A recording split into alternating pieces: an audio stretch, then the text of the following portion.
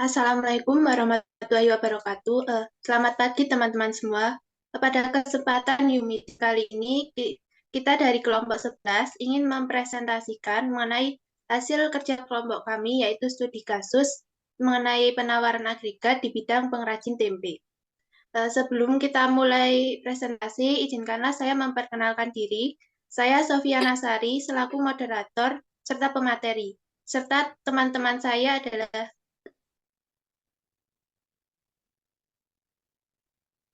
Dalintang Sugandi Putri, ada Istiqomah Nurmula, Dedi Agus Riyatmojo, dan Nelly Malihatun. Untuk mempersingkat acara, marilah kita buka ke presentasi kali ini. Kepada yang bertugas, saya persilahkan. Permintaan agregat. Agregat di mana adalah hubungan antara jumlah output yang diminta dengan harga agregat. Next. Nah, ada juga teori kuantitas uang, di mana rumusnya itu M kali V sama dengan P dikali Y, di mana M itu merupakan jumlah uang yang beredar, V merupakan perputaran uang yang bersifat konstanta, P adalah tingkat harga, dan Y merupakan jumlah output. Teori kuantitas uang ini berbanding lurus dengan permintaan. Apabila kuantitas uang yang dipegang oleh masyarakat jumlahnya banyak, maka jumlah keinginan untuk membeli suatu barang dari konsumen itu meningkat, diikuti oleh jumlah permintaan yang ikut meningkat. Begitu juga sebaliknya, apabila jumlah uang yang beredar itu turun, maka suatu permintaan itu juga akan turun. Next. Berikut adalah kurva dari aggregate demand dengan rumus Y sama dengan M kali V per P, di mana tiap perubahan pada M atau V itu akan menggeser kurva AD. Semakin tinggi harga P, semakin rendah keseimbangan real M atau P-nya. Karenanya, semakin rendah jumlah barang atau jasa yang diminta. Apabila jumlah CUB yang beredar itu menurun, maka permintaan akan bergeser ke kiri. Sedangkan apabila jumlah CUB-nya itu meningkat, maka akan menggeser kurva itu ke arah kanan. Next. Selanjutnya ada penawaran agregat. Agregat supply adalah hubungan antara jumlah produk barang dan atau jasa yang ditawarkan dengan tingkat harga agregat. Next. Nah, berikut ada agregat supply berjangka pendek. Pada jangka pendek ini, harga-harga itu cenderung kaku diikuti adanya misinterpretasi inflasi dan sticky weights. Misinterpretasi merupakan pikiran mengenai keuntungan bisnis dalam jangka pendek, namun tidak untuk jangka panjang, seperti penjualan sepeda di masa pandemi. Lalu, sticky price, yakni bagaimana harga suatu barang atau jasa tersebut itu tidak berubah atau cenderung kaku. Dan sticky weights, di mana gaji karyawan itu tidak akan naik dalam jangka pendek. Next. Lalu agregat supply jangka panjang. Dalam jangka panjang ini, tingkat output itu ditentukan oleh modal, ketersediaan tenaga kerja, dan teknologi. Kurva ini membentuk vertikal yang menunjukkan posisi kesempatan kerja penuh. Berbanding terbalik dengan kurva jangka pendek tadi, namun di kurva jangka panjang ini tidak ada sticky price dan sticky weights. Karena biaya bahan baku seiring waktu akan meningkat, diikuti dengan biaya produksi yang semakin besar, sehingga akan menekan profit atau keuntungan bagi perusahaan dengan harga jual yang tidak kompetitif. Next.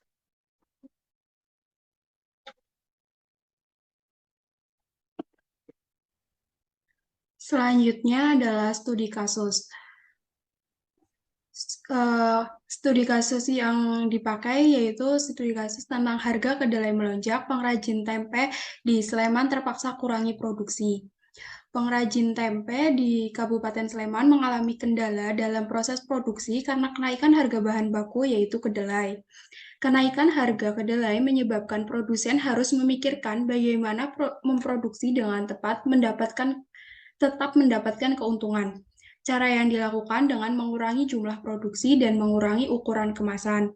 Hal ini terjadi karena tipisnya keuntungan yang didapatkan. Jumlah produksi biasanya 30 kg berubah menjadi 20 kg per hari. Kemudian tempe kemasan 4.000 biasanya seberat 270 gram berubah menjadi 250 gram. Menurut data dari sumber yang diambil, tanggal 16 Februari 2022, harga kedelai di pasar di angka 11.400 per kilo yang semulanya hanya 6.800 per kilo. Kenaikan harga kedelai diikuti dengan kenaikan bahan baku lainnya seperti plastik, stiker, kemasan, dan gas. Jadi, produsen berharap pemerintah dapat menstabilkan harga kedelai agar dapat membantu pengrajin tempe dan tahu skala kecil.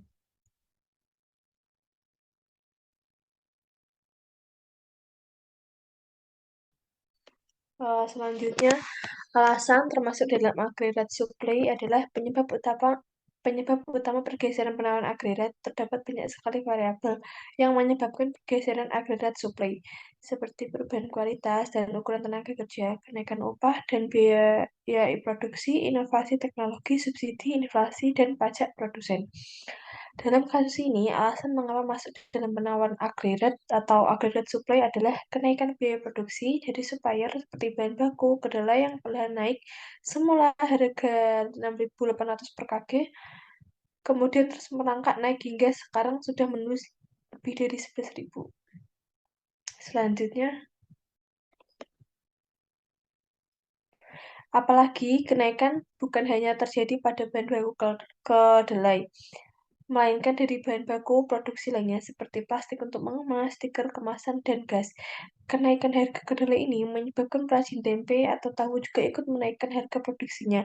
Tetapi ketika mau menaikkan harga, tentu akan kesulitan dalam hal pemasaran karena ada persaingan pasar. Jadi terpaksa hasil keuntungannya berkurang.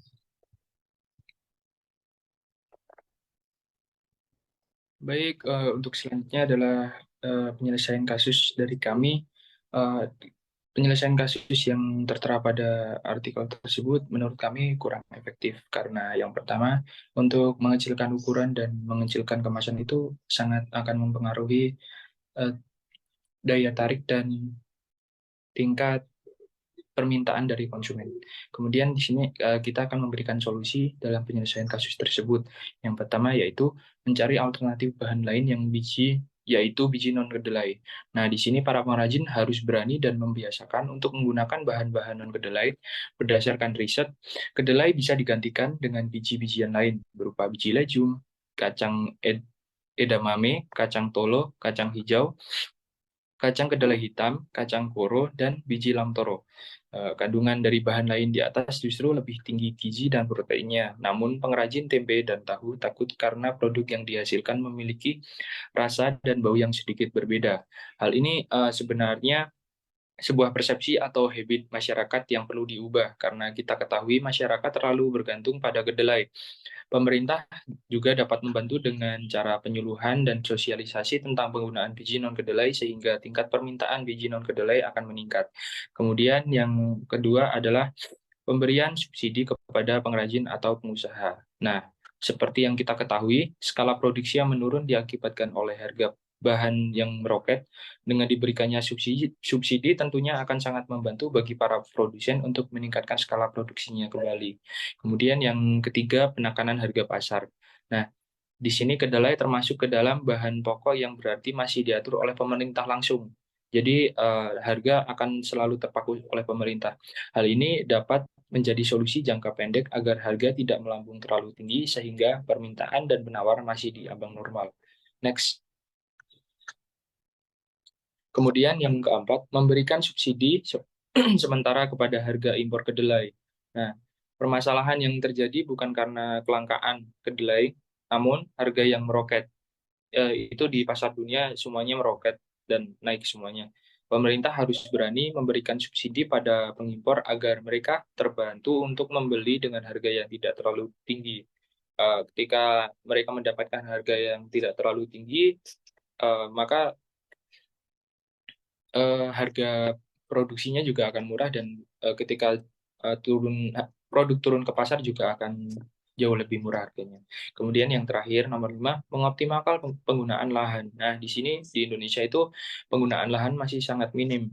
Perlu kita ketahui Indonesia terlalu bergantung oleh pengimporan komoditas kedelai tersebut. Kita harus memanfaatkan lahan yang ada untuk menghasilkan kedelai yang berkualitas sendiri agar tidak terlalu bergantung pada kedelai impor. Hal ini dapat menekan tingkat impor yang dilakukan.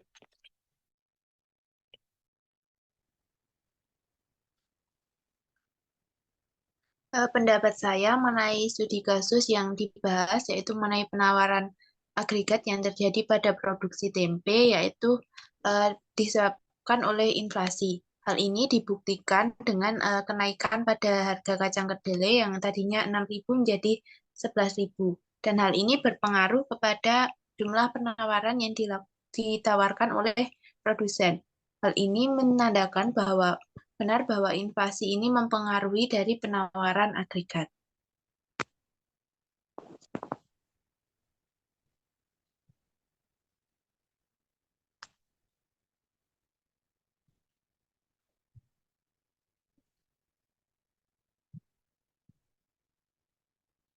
Menurut saya, pada studi kasus tersebut, kenaikan harga kedelai itu akan membuat meningkatnya harga jual produk, serta menurunnya jumlah output atau yang kita sebut itu sebagai stagflasi. Nah, hal ini tuh mengakibatkan supply shock di mana kurva tersebut akan bergeser ke arah kiri. Yang tentunya itu akan merugikan produsen. Dalam merugikan produsen terutama dalam hal profit, sehingga kebijakan stabilisasi perlu dilakukan dengan kebijakan fiskal dan kebijakan moneter dari pemerintah maupun produsen dalam mengakumulasi biaya-biaya.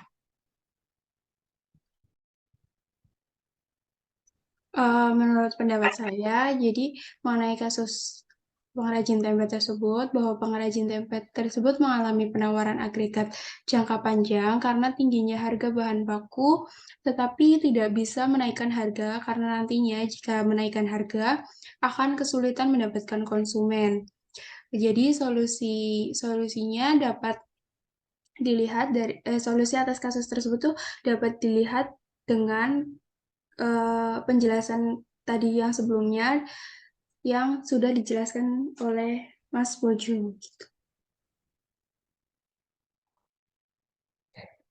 Selanjutnya, menurut pendapat saya, pengrajin tempe atau tahu kecil dapat belajar mengenai ilmu ekonomi, sehingga jika nanti harga bahan baku tempe naik, pengrajin dapat mengatasinya dan tidak mengalami kerugian.